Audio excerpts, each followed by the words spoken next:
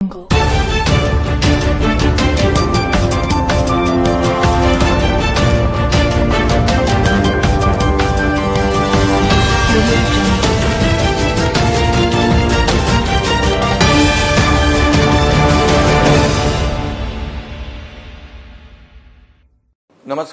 जय महाराष्ट्र। आज आंतरराष्ट्रीय महिला दिन। सर्वप्रथम मी माझ्या सर्व लाडक्या बहिणींना मनापासून शुभेच्छा देतो। पुण्यश्लोक अहिल्यादेवी होळकर, राजमाता जिजाऊ, झाशीची राणी लक्ष्मीबाई, क्रांतीज्योती सावित्रीबाई फुले, रमाबाई रानडे यांनाही मी विनम्र अभिवादन करतो। आज आपण महिला दिन साजरा करत असलो तरी सुद्धा प्रत्यक्षात प्रत्येक दिवस हा तुमचा आहे। प्रत्येक भगिनींचं आपल्या आयुष्यात एक महत्त्वाचं योगदान असतं।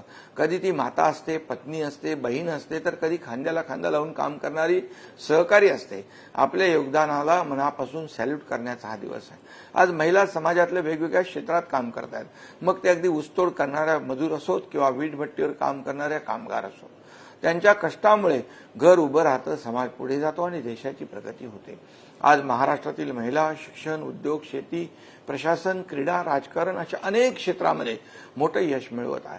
त्या केवळ स्वतः पुढे जात नाहीत, तर संपूर्ण समाजाला नवी दिशा देत आहेत। महायुती सरकारही गेल्या 3 वर्षापासून महिलांच्या सशक्तीकरणासाठी अनेक योजना राबवते। महिलांना शिक्षण, रोजगार, सुरक्षितता आणि सन्मान मिळावा यासाठी आम्ही सातत्याने प्रयत्न करतो। 2 वर्षापूर्वी मी मुख्यमंत्री असताना मुख्यमंत्री माझी लाडकी बहीण योजना आम्ही सुरू केली।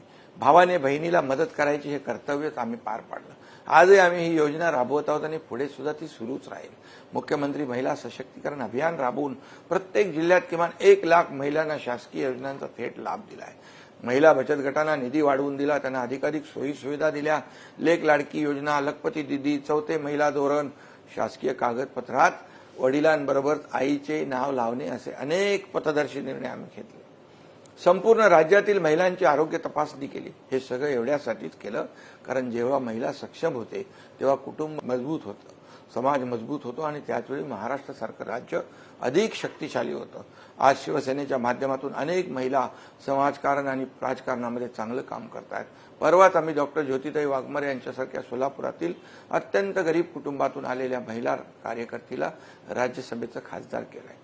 आपल्या विधान परिषदेच्या उपसभापती डॉक्टर नीलमताई गोरे या सुद्धा अतिशय अभ्यासू आणि धडाडीच्या असून महिलांचे प्रश्न सोडवण्यात नेहमी पुढे असतात। विधान परिषदेतील आमदार मनीषाताई कायंदे या देखील महिलांचे प्रश्न सोडवण्यामध्ये अग्रेसर असतात आणि महिलांच्या प्रश्नांना वाचा फोडण्याचं काम विधान परिषदेमध्ये सातत्याने करत असतात। महिलांचं संपूर्ण सक्षमीकरण व्हावं आणि त्यांच्यावरील अत्याचार कमी व्हावेत।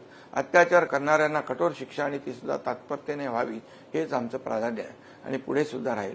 मी आंतरराष्ट्रीय महिला दिनाच्या निमित्तानं पुनश्च एकदा महाराष्ट्रातील सर्व माता भगिनींना माझ्याकडून मनापासून शुभेच्छा देतो। जय हिंद, जय महाराष्ट्र।